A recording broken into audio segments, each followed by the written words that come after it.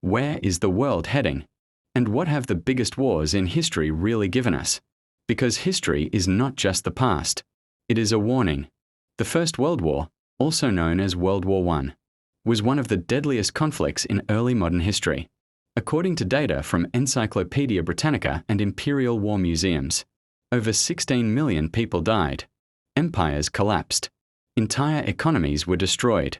But that was only the beginning. Then came World War II, a war even more devastating. According to United Nations estimates, more than 70 million people lost their lives. Cities were turned into ashes. And for the first time in history, nuclear weapons were used. The bombings of Hiroshima and Nagasaki bombings killed over 200,000 people, according to historical records. This changed warfare forever. But now, look at today's reality. This is not just tension anymore. This is escalation. According to recent reports, oil infrastructure across the Middle East is now directly under attack.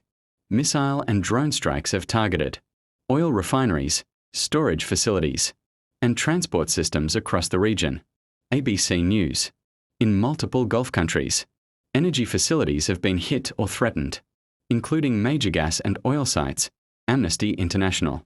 Iran has carried out retaliatory strikes on key energy infrastructure, targeting facilities in Saudi Arabia, Qatar, Kuwait, and the UAE. Military.com. One of the most critical attacks hit the Ras Laffan gas complex in Qatar, one of the largest energy hubs in the world. Euronews. At the same time, Israeli and US strikes have targeted Iran's own energy infrastructure, including major gas fields. Like South Pars, RBC Capital Markets. This is no longer a one-sided conflict. This is a full-scale energy war. And it doesn't stop in the Middle East.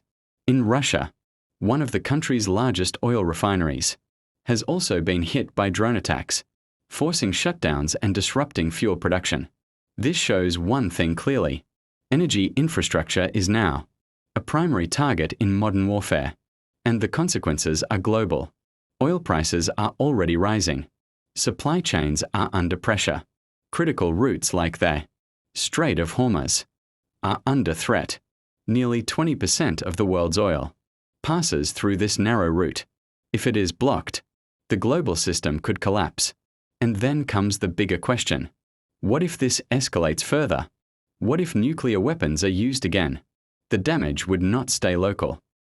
Radiation, mass destruction, global panic.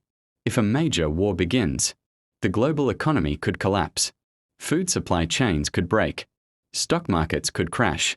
Developing countries would suffer the most. Weak economies, high dependency, low resilience. They would face famine, economic breakdown, and humanitarian crisis. And ordinary people, they lose everything. Homes, families, future. This is the real cost of war. In the end, global powers fight for control, but the world pays the price. And history repeats itself. So the question is, are we prepared for what comes next?